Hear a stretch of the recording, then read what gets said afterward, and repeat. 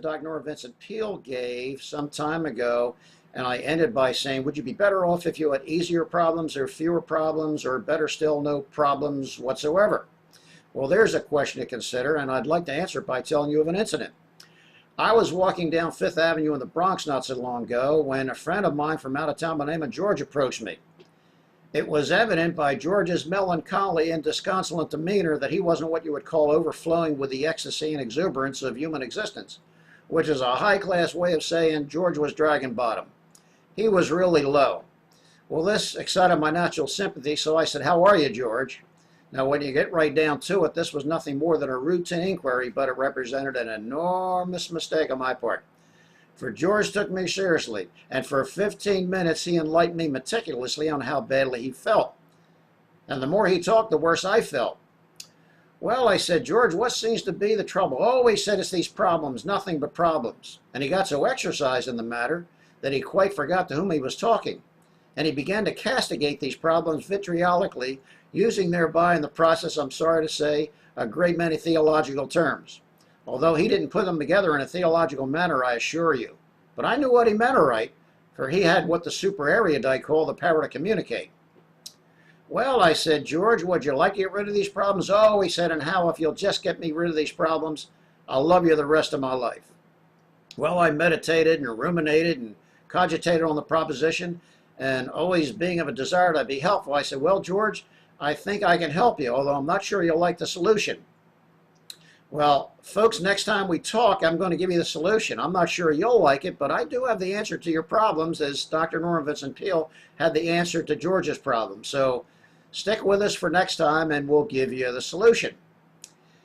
I want to add a couple things here. Last time I talked with you, I showed you these little chime balls.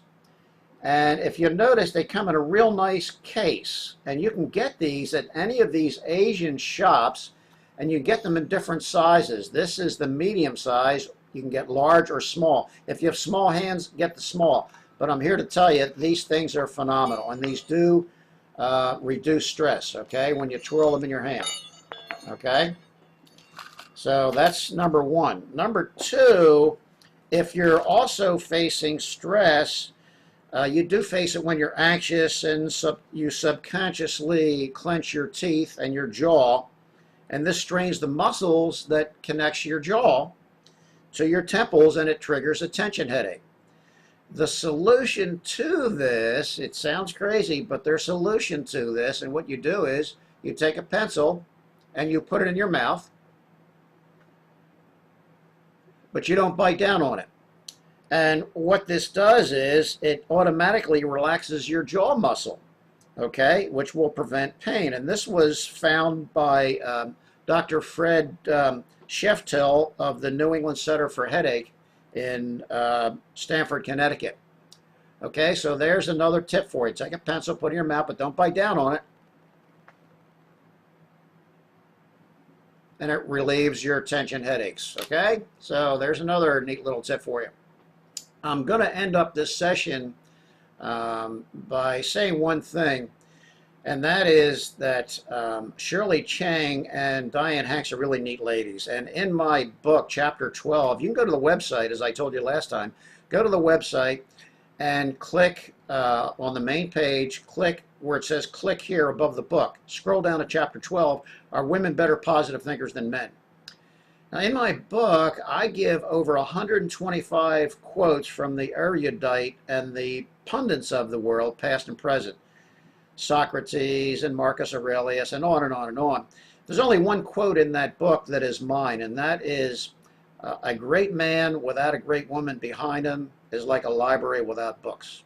So Chapter 12 is my favorite chapter, and when you listen to ladies like Diane Hanks and Shirley Cheng, and we're going to have some other neat ladies on the show like Stacy Kannenberg. What do you hear about what Stacy's doing? And of course, Candy G, who's a phenomenal lady who I've been on her radio show twice, and we're going to have her on next. We're also trying to get Dana Bowman, who is a retired sergeant from the Army who lost both his legs, and now he has prosthesis, and he dances and swims and does all kinds of neat stuff. So we got some really interesting people, And we've got tons of members from the World Positive Thinkers Club that we're going to be tapping into. So if you go to the World Positive Thinkers Club website and click members, you're going to see some really neat members that we have. So I'm going to leave you with another one of my favorite poems. This is about leaders. Some of you are aspiring leaders, some of you are leaders. And this is my definition of what a leader is.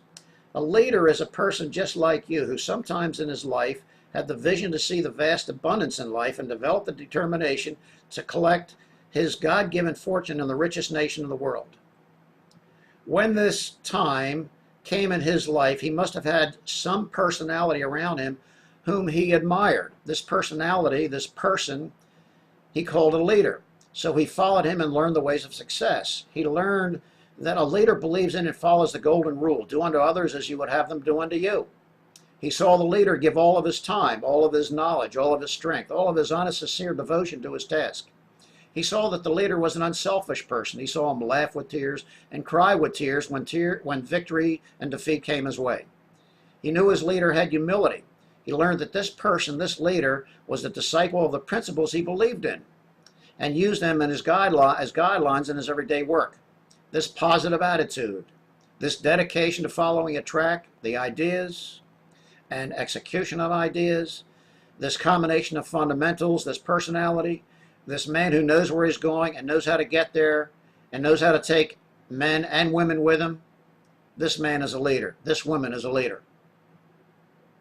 And the leader knows the three-word motto, which is in my book. And we'll get around to that one of these days, as what that three-word motto is, coupled with goals, you will always succeed. Okay, so thanks again for being with us. This has really been a lot of fun for me and Diane. Of course, without Diane, I couldn't do this, but you know, everybody needs somebody that they can partner with to do bigger things. So again, thanks for your time. Looking forward to seeing you next time. And have a good strong. We don't have weeks, we have strongs. And have a good strong end. We don't have weekends. And again, think positive. That's an order.